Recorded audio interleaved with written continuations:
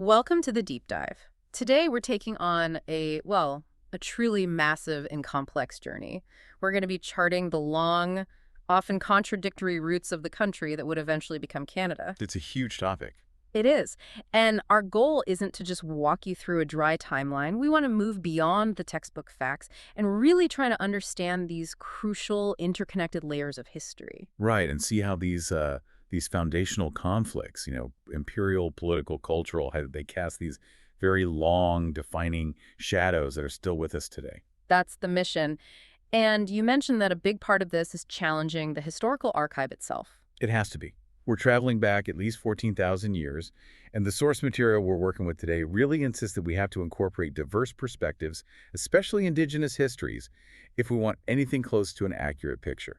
And there's a core insight from the historian George Rawlik that you pointed out. Yeah, and I think it's the perfect frame for this. He says that the past changes based on the questions we ask in the present. And as all historical writing is basically autobiographical in nature. I find that incredibly compelling. The idea that the history we search for actually reflects the tensions and the interests of our own time. It really does. So with that in mind, today we're going to connect that massive colonial economic engine, the fur trade, to high-stakes geopolitics. We'll trace how the American Revolution played out as a kind of colonial civil war on northern soil and follow that explosive political struggle for self-governance in the 19th century. We're really tracing a story that's just defined by survival and paradox. It starts with ancient continental migrations and then moves through this devastating collision of European belief systems and these deeply established indigenous cultures. And it involves, ruthless corporate expansion. Absolutely. And then eventually this delicate, almost accidental political collaboration that was just necessary to invent a bicultural nation that could somehow survive between these two imperial giants. Okay, so to structure this deep dive, we've broken it into 5 core segments. First, we're challenging the archive with deep Indigenous history. Then we'll explore the brutal realities of empire and the fur trade engine. Third, we're examining the period from imperial rivalry to self-defense. That's roughly 1763 to 1818. After that, the political ferment that really forced democracy into existence. And finally, we'll conclude with the rise of the assimilationist state and that big expansion to the West Coast. So let's start at the beginning, or I guess the true beginning. The true beginning. To really get a handle on the historical arc of this continent, we have to start by, fundamentally challenging that old European-centric narrative. We do. That very notion of the Americas as the new world, this fresh, empty landscape just waiting for civilization. It's a profound historical error. It just systematically ignores a human occupation stretching back at least 14,000 years before the present, maybe even longer. And for generations, the prevailing belief in Europe, which was just so wrong, was that the Americas had no real historic record. Right, because it wasn't written down in the European style. No paper and print, so no history. Which is just not true. It's completely false. Writing, media, historical accounts, they were widespread and diverse, just not in the specific format that European newcomers were looking for. And this is where our sources guide us to this beautiful concept called the archive of place. The archive of place, I really like how that's framed. It suggests that human occupation over all those millennia established this deep reciprocal relationship with the physical environment. Exactly. So the places themselves, the river systems, the hunting grounds, the ceremonial mounds, they are a record of memory. A record that's only accessible to those who know how to read it, primarily Indigenous peoples who could interpret that landscape through story and tradition. Exactly. And this perspective is just so vital because that deep connection laid the groundwork for these incredibly complex and dynamic pre-contact societies all across the continent. So if we look at something like agriculture, we see these major advancements happening really early on. We do. Around 6000 BPE, Mesoamerican peoples started the process of domestication, and that's what allowed communities to become more and more sedentary. And that agricultural foundation relied on what we now know as the Three Sisters. Right. We're talking about corn or maize, domesticated around 5500 BPE beans, and squash. It's an ingenious system. They're complementary. The corn stalk supports the bean vine, the vine fixes nitrogen in the soil, and then the squash covers the ground to keep moisture in and suppress weeds. An elegant, sustainable system. And it was a heart of agriculture throughout the eastern woodlands and beyond, leading to these huge, often palisaded farming villages. Which means significant population density, and that's what supports complex political organization. And these weren't just fleeting societies. I mean, when we talk about longevity, They were incredibly durable. Mesoamerican giants like Teotihuacan flourished for 7 centuries. Some Mayan centers endured for nearly 2,000 years. And if we get closer to the modern border, you had the massive Mississippian culture, the center of which was Cahokia, near modern St. Louis. a true urban metropolis. It peaked around 1050 CE, and it flourished during a favorable climate period we called the medieval warming period.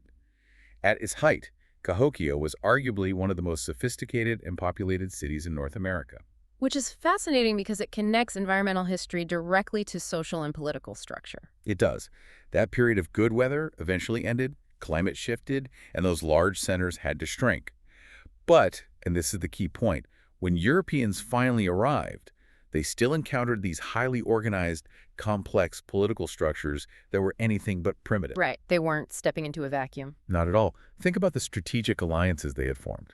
Around the Great Lakes, you had the Council of Three Fires, which was the Potawatomi, the Ottawa, and the Anishinaabe or Ojibwa, And out on the northern plains, the Iron Confederacy. who wielded tremendous power and controlled major trade networks. But our source material stresses something important here. While we use terms like confederacy, Indigenous societies had this strong, persistent preference for local autonomy, for consensus. So leadership was more about persuasion and reputation, Right. not coercive power, like in Europe. Precisely. And the social structures they encountered were just so radically different from the European model, which of course created immediate fundamental conflict. Let's talk about the Iroquois nations, like the Wendat or Huron and the Haudenosaunee. Their organization was rigorously matrilineal and matrilocal. Right, and we should probably unpack those terms. Matrilineal means that your property, your status, your clan affiliation, it all came through the female line. Your mother's family determined who you were. And matrilineal meant that when you married, the couple would live with or near the wife's family. Which gave women significant and explicit political and economic power. Hmm. Among the Haudenosaunee, for instance, the women clan leaders had the authority to decide when to go to war and when to stop. Now, when you contrast that powerful decentralized structure with the European arrivals, especially the religious mission that came with them, you can just see why conflict was inevitable. It was a collision course. Our source material really highlights the Jesuit efforts, loyal to Rome, to convert the Wendat between roughly 1636 and 1649. And this was all happening while epidemic diseases were just ravaging the population. A devastating combination. You see, traditional Iroquoian beliefs were syncretic. They could naturally accommodate different, overlapping, even contradictory spirit figures. But Christianity, at least the version the Jesuits were pushing, was monotheistic and demanded absolute intolerance of all other beliefs. So if you converted, you were effectively cut off from your traditionalist family, socially, politically, and spiritually. And that had horrifying consequences, especially with so much death from disease. The traditionalists and the converts were told that when they died, they'd be eternally separated in the afterlife. That grief wasn't abstract. It was specific, personal, and devastating. And it hardened traditionalists against the converts and the missionaries. And there's a crucial detail here that often gets overlooked about who was most resistant to this conversion. Yes.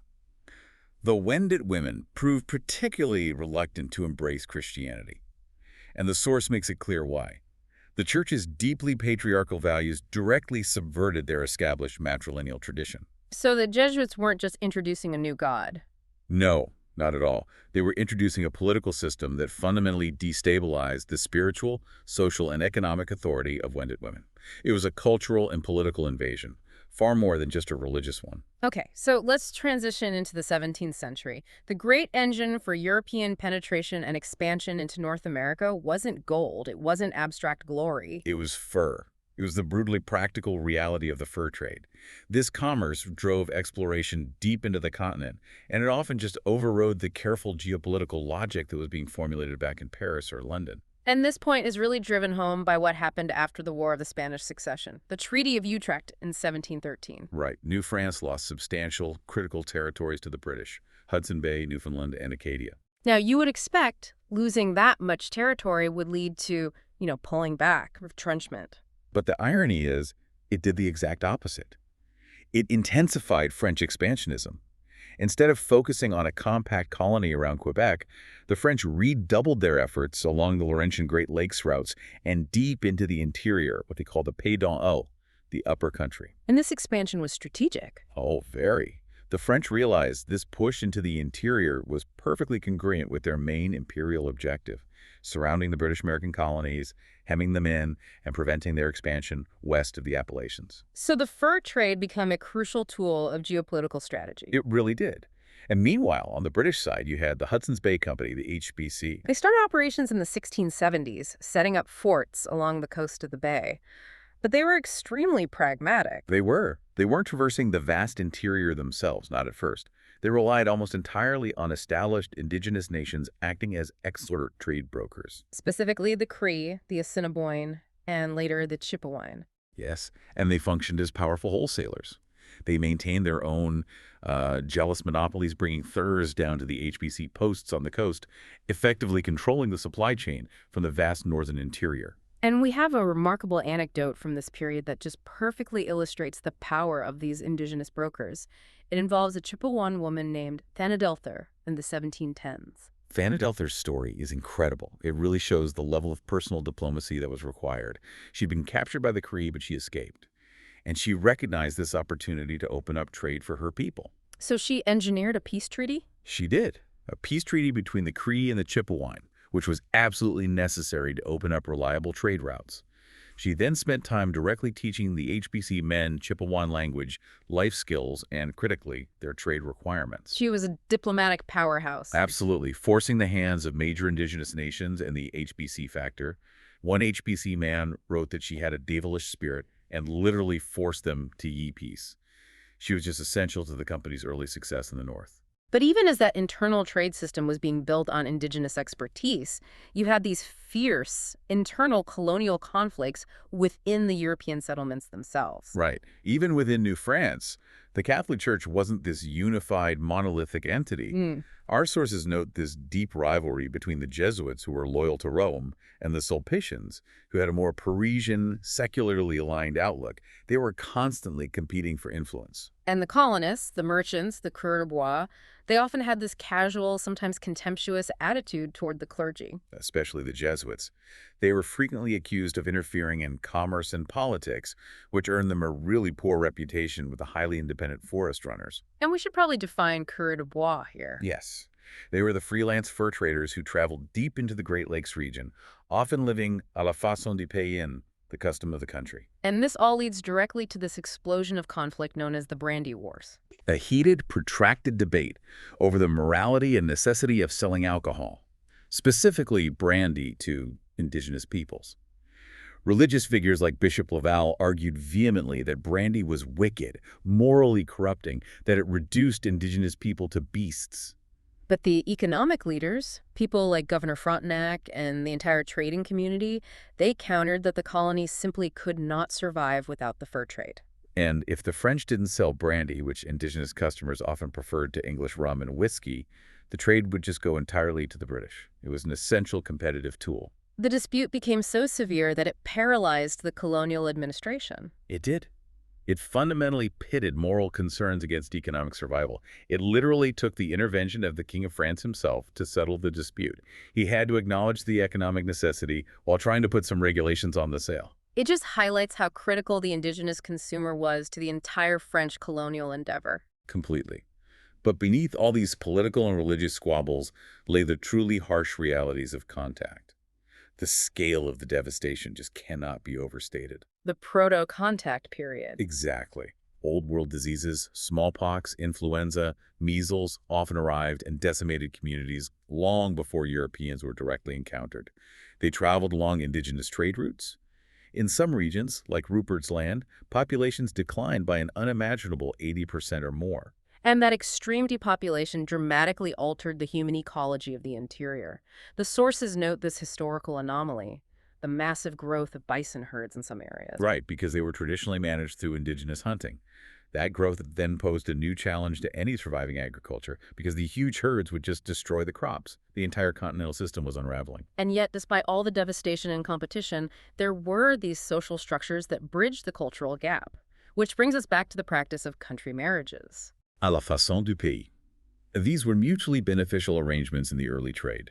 For a European man marrying an indigenous woman, often the daughter of a successful trader, it ensured reliable fur shipments. And crucially, it provided him with essential survival skills. How to make snowshoes, effective moccasins, durable tents. Without those skills and the goods his wife and her family provided, the European trader likely wouldn't survive a single winter. And for indigenous women, the benefits were just as considerable. It offered direct, guaranteed access to European trade goods, many of which were designed to ease women's traditional labor. Iron cooking tools, durable sewing needles, metal knives. It was a partnership born of necessity and mutual gain. But as we move into the mid-18th century, the imperial rivalry in the East just escalates dramatically. It really sets the stage for the global Seven Years' War. And a grim foretaste of the upheaval to come was the capture of the crucial French fortress of Louisbourg in 1745. By New Englanders, no less. Exactly. It demonstrated the burgeoning military capability of the northern British colonies. And following the capture, the British used the situation to clear El Royale of several thousand Francophones, including many Acadians. This was a precursor to what became known as Le Grand Dérangement, the expulsion of the Acadians. A dramatic, brutal action. It occurred as British North America prepared for the 7 Years' War, forcefully removing an established, successful Francophone population from their homes simply because they were seen as a security risk in a time of intense imperial competition. It showed that imperial dominance was built on the willingness to commit mass acts of dispossession. So the Seven Years' War ends with British dominance, cemented by the conquest of New France. But the geopolitical situation immediately destabilizes again with the American Revolutionary War. Right, and it's so crucial to understand this conflict, not just as an uprising against the crown, but as a devastating, localized civil war among the American colonists themselves. The brutality was shocking, which is something often lost in the more heroic narratives of the Revolution. Loyalists, those who stayed loyal to the crown, were violently expelled by their patriot neighbors.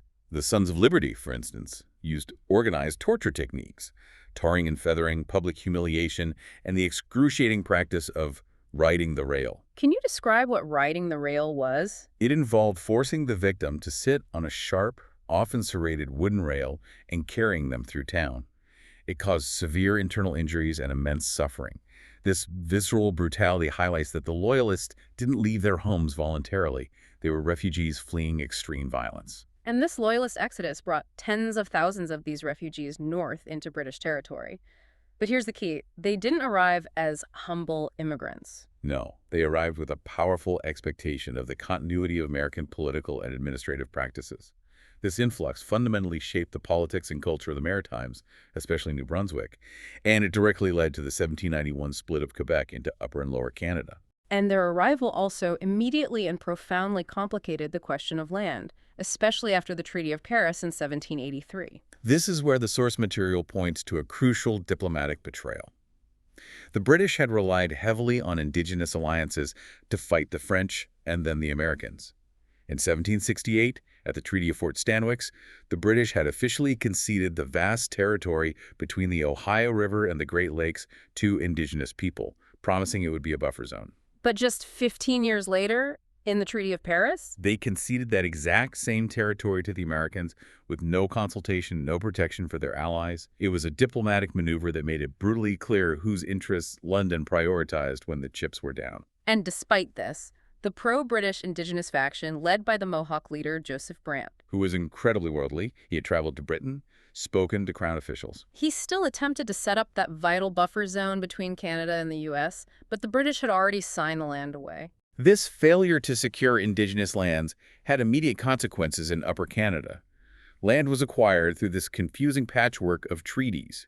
They were essentially bills of sale extinguishing Aboriginal title, rushed into existence to satisfy the massive Loyalist demand for settlement. And the core conflict here was interpretation. A conflict that haunts modern land claims. Indigenous signatories focused intensely on the verbal promises made by Crown representatives, which often included annuities, annual payments that functioned like a perpetual rent for the use of the land. But the British officials later emphasized only what was written down in English. They prioritized once-and-for-all purchase payments. And compounding this, no specific lands were initially set aside or reserved. Officials just assumed there was enough unclaimed land to the west, which reveals this profound lack of understanding, or maybe concern, for the permanent attachment Indigenous nations had to their territories. All of this simmering tension, the failed diplomacy, the insecure treaties, the constant encroachment of American settlers, it all exploded again in the War of 1812. And here we have to focus on the crucial role of the Indigenous alliance built by the Shawnee leader Tecumseh. He was a strategic genius, unifying disparate Indigenous nations across a massive territory. And he partnered effectively with General Isaac Brock in the early stages of the war. Very effectively, notably at Detroit, securing key victories that were essential for the defense of Upper Canada. Tecumseh's strategic vision was to use the British as an ally to force the establishment of an actual Indigenous nation, not just a reservation, to block American expansion. But the alliance was fragile. Fatally fragile because the partners had fundamentally different long-term goals. Tecumseh's death at the Battle of the Thames in October 1813 led to the quick collapse of his easily mobilized alliance. So even though the British managed to secure southern Ontario, the Indigenous nations lost their most powerful organizing force. And their leverage. Critically, their leverage against the competing European powers. They were now surrounded by a hostile, expanding settler society. So if the war ended indecisively in terms of borders, what did it actually mean for the future of the northern colonies? It meant security through geopolitical paralysis. The outcome created a kind of security blanket. The British, though they secured the territory, were highly reluctant to commit vast resources to defend Canada again. And crucially, the Americans couldn't risk attacking again. They realized the effort was too costly. That decisive indecision meant that those well-worn invasion routes at Detroit and Niagara were, for the first time, safe. Safe, as the source notes, only for armies of tourists. This forced the northern colonies onto a unique path, a slow, subtle, and largely unnoticed advancement toward internal autonomy, relying on British imperial protection mainly as a deterrent to the American appetite for annexation. This strategic non-confrontation became a defining feature. Okay, so once that military threat from the South subsides after 1815, the internal political pressure just surges. It really does. The colonial administrative structures, which were this awkward blend of American and British practices, were fundamentally dysfunctional. Formal power, the ability to govern and spend money, remained solidly in the hands of unelected governors and appointed local elites. And the elected assemblies had very little real power. The public was getting deeply restless. The central conflict, which led directly to rebellion, was about money and representation. If we start in Lower Canada, the leader of the Popular Assembly was Louis-Joseph Papineau. Described as having a patrician bearing and great felicity of expression. A very skilled orator. He made it his mission to fight the appointed Legislative Council and governors like Lord Dalhousie. His strategy was to demand that the Assembly have the right to review and approve every single item of the budget. Not just rubber stamp the governor's spending. Exactly. And he was incredibly effective at exposing the oligarchy. He unearthed all these instances of glaring corruption, not huge conspiracies, but trivial abuses that infuriated the public. Like absentee office holders on the payroll who were never even in the colony. Or judges demanding direct payments from people appearing in their courts. It exposed the hollowness of the elite's claim to moral superiority. And the fight intensified when English leaders in Lower Canada started demanding the reunification of Upper and Lower Canada. Right, and ostensibly they claimed this was about revenue arguments at the ports. But Papineau and the Francophone majority correctly saw it for what it was, a transparent, direct effort to assimilate them. To water down French influence. Exactly. Papineau rallied support and successfully lobbied in London, delaying the Union attempt. And that victory, however temporary, was a crucial defense of Francophone political influence. So while Papineau was fighting the oligarchy in Lower Canada, what was happening in Upper Canada? The equivalent ruling elite there were the Loyalist family compacts, a tight-knit group of families and Anglican clergy who controlled everything. They were challenged by a growing wave of reformers, often non-Anglican immigrants from Scotland and Ireland. And the most prominent and certainly the most volatile of these challengers was William Lyon Mackenzie. A Scottish immigrant, described as a shrill-toned, bristling terrier of a man. In 1824, he founded the newspaper, the Colonial Advocate, and just brazenly took on the office of a public censor. He used his paper to launch these inflammatory, often personalized, editorials against the family compact. And it caused such an uproar that a mob, which included members of the lieutenant governor's own household, sacked his printing plant and threw his presses into Lake Ontario. But that backfired spectacularly on the family compact. It did. Mackenzie won a lawsuit, used the money to buy new presses, and gained the status of a semi-martyr. But critically, he lacked the sobriety and consistency for a stable reform movement. He was always quarreling with his own allies. But the central issue remained. Reformers often won elections in the Assembly, but the appointed family compact just carried on, impervious to the popular will.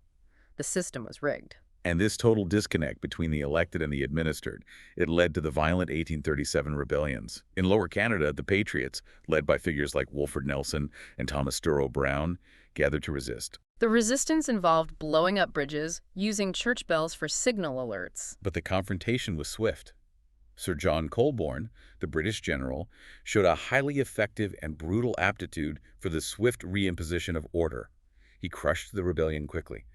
And the rebellion in Upper Canada, led by Mackenzie, was equally ineffective and short-lived. But even though the rebellions failed militarily, they forced the British government to intervene. They had to acknowledge the systemic rot. They sent over Lord Durham in 1838, and after just 6 months of really perceptive observation, his landmark 1839 report diagnosed two core interrelated problems. First, the deep cultural animosity between English and French, and second, The complete absence of what he termed responsible government. and we absolutely have to clarify what he meant by that because it's the cornerstone of modern Canadian democracy. It is. It's the principle that the executive branch, the administrators, the cabinet should be directed by and responsible to the elected legislators of the Assembly, not unelected authoritarian colonial officials appointed by the Crown. So Durham saw this fundamental contradiction. You can't have robust elected representation with an irresponsible, unelected administration. It will always lead to conflict. His proposed solution was politically risky but ultimately revolutionary. He proposed uniting the Canadas to assimilate the French majority, which was a massive misjudgment, while simultaneously implementing responsible government. A double-edged sword. The assimilation attempt failed, but the implementation of responsible government was essential. It permanently shifted the power dynamic. And for it to succeed, this new united colonial government required political geniuses willing to bridge that cultural gap. And this is the moment for Robert Baldwin, an Anglican lawyer from Upper Canada, and Louis-Hippolyte Lafontaine, the French-Canadian leader from Lower Canada. Their political collaboration formed what became known as the Great Ministry of the 1840s. And the significance of their partnership just cannot be overstated. It proved, against all conventional wisdom at the time, that English and French Canadians must collaborate to make the parliamentary system function. Baldwin was adamant on this point. He argued that if separate English and French parties formed, they would perpetuate distinctions, initiate animosities, and inevitably lead to the political suppression of the French-Canadian population. Their courage, their vision, their tactical artistry, it entrenched democratic rule in both Canadas. They forced the fierce political gales of the 1840s toward a middle course of stable, bicultural democracy. They achieved rights and political agency equivalent to British and American citizens, all while maintaining that crucial British protection to deter American intrusion. It was the first definitive step toward this subtle yet profound path to autonomy. So as the political framework is solidifying in the East with responsible government, British attention and the economic reality of the colonies starts shifting west. And this shift was largely driven by American imperial ambitions in the Pacific Northwest, specifically over the Oregon Territory. Right, the boundary dispute was a major diplomatic tension point. It was resolved with the Oregon Treaty of 1846, which extended the border to the Pacific along the 49th parallel and, crucially, ensured that Vancouver Island remained definitively British. And that territory was managed by the Hudson's Bay Company. But by the 1840s, the economic reality was stark. Furs were not the future. No, and the source notes that the HBC established Fort Rupert at a Quagoo village site, not for the traditional fur trade, but for coal mining. They were attempting this wrenching corporate lurch into the industrial age. Especially as gold fever was erupting farther south in California. The experiment was a disaster. The HBC brought in Scottish coal miners, leading to friction with the local Quagoo people. They were outraged by the new working conditions. And the Quagoo actually made common cause with the Scottish miners against the HBC. They did.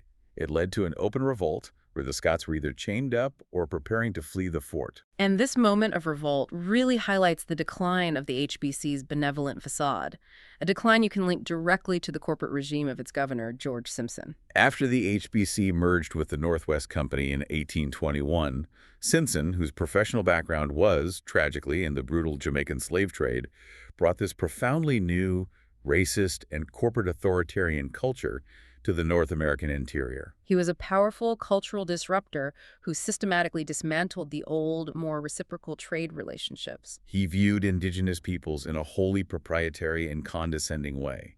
He referred to them indiscriminately as a savage race. His corporate philosophy was explicit. He believed they had to be ruled with a rod of iron to maintain a state of subordination. The goal was to destroy any indigenous entrepreneurial ambition and ensure they felt utterly dependent on the company for survival. A radical departure from the earlier necessity of partnership, and his personal life mirrored his corporate ideology. He systematically violated the long-standing traditions of country marriages. Relationships that had moderated cultural and commercial relations for generations. He's known to have sired at least 13 children with 8 different women. And he demonstrated what our source describes as cavalier contempt for his mistresses and the integrity of indigenous social institutions, often just abandoning any reciprocal obligations. And this new, ruthless corporate regime coincided with the chilling shift in government policy back in the East. Yes. Once the military threat of the War of 1812 retreated, indigenous peoples were increasingly viewed by government officials not as strategic allies or trade partners, but simply as a problem that stood in the way of settler expansion.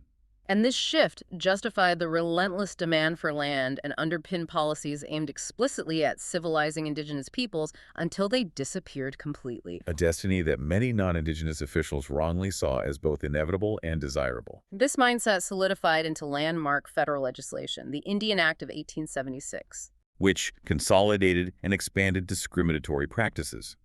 It formally stripped indigenous women of rights and roles, notably through marrying out clauses that automatically affected a woman's and her children's status. And it aimed to establish a standard of least eligibility. Can you clarify least eligibility? It was an administrative strategy rooted in colonial poverty management. It meant that indigenous people, as wards of the state, were intentionally kept at the absolute bottom rung of society in terms of resources, housing, and legal standing. It ensured they had no effective means to challenge their dispossession or maintain their cultural institutions. But the most aggressive, long-standing, and notorious measure from this assimilationist agenda was the residential school system. The original stated goal was truly insidious: to separate children completely from their parents' cultural influence and integrate them into the habits and modes of thought of white men. The plan was a profound failure in its stated aim of integration. But a devastating success in cultural destruction. The system quickly devolved into poor conditions, systemic abuse, and the systematic suppression of language and culture, forbidding children from speaking their own languages, like an inuktitut in northern schools. And historians emphasize that indigenous testimony, the words of the survivors, is the most crucial, authentic source for understanding the true, devastating human impact of this system. Absolutely. This entire period of westward expansion and dispossession provided the volatile backdrop for the early tensions that led to the full Confederation of Canada. The Red River Resistance, led by Louis Riel and the Métis people. It was driven by aggressive Canadian surveyors mapping land for settlers and railways, by famine caused by Canada neglecting its treaty obligations, and by the collapse of the fur trade economy. Riel recognized that autonomy was necessary for survival. And his political demand for a province of Assiniboia centered on Métis rights. While controversial, its success in forcing the creation of Manitoba temporarily dampened American appetites for Rupert's Land. And ultimately, the history of what became Canada reveals this continuous, delicate path, navigating between American expansionist desires and relying on British strategic protection. A path toward autonomy that was subtle, imperceptible, and largely unnoticed by the rest of the world. And it was built upon foundational contradictions that defined the country's unique struggle for existence. A struggle that relied on internal political collaboration in the East and external geopolitical calculation to survive. We've covered a remarkable span today, We moved from the profound complexity of 14,000 years of indigenous societies, traced how the fur trade was strategically leveraged by empires and resisted by powerful brokers like Thanadelthur. We witnessed imperial conflicts that devolved into civil wars among colonists. And we detailed the internal political explosions that forced the creation of a bicultural parliamentary democracy through sheer, calculated necessity, the work of La Fontaine and Baldwin. And the history reveals this powerful paradox at the heart of the country's forging.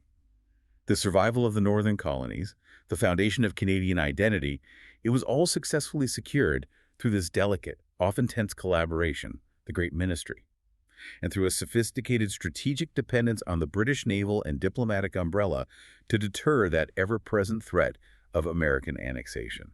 Yet, at the same time, this very progress, the successful platform for autonomy and self-rule, was ruthlessly built upon the systematic dispossession and attempted assimilation of Indigenous peoples. Exemplified by George Simpson's callous corporate regime, the codified violence of the Indian Act, and the profound trauma inflicted by the residential school system. That tension collaboration for self-rule existing alongside the internal destruction of Indigenous self-rule, that is the enduring foundational contradiction that continues to define the country. We started with George Rollick's insight that all historical writing is basically autobiographical in nature. We choose the past we want to remember, and that reflection is always shaped by the moral and political interests of our present. It is. So what does this all mean for you, the learner, taking the synthesized knowledge forward? Consider this. Our source material implies that Canada's great leaders, people like Laurier and King, successfully navigated global crises by being consistently less bold in execution than, say, American founders. Given Canada's consistent historical reliance on subtlety, on non-confrontation, and strategic non-alignment to survive between greater powers, this persistent tactical quietness, is that Canada's greatest virtue, a sophisticated form of national survival? Or does that very deep-seated approach to avoiding confrontation leave it perpetually vulnerable to internal moral and political crises? As we've seen in the foundational conflicts surrounding the treatment of Indigenous peoples and persistent provincial tensions, which are always easier to ignore than to confront directly. That's the question we leave you to mull over as you reflect on this deep dive.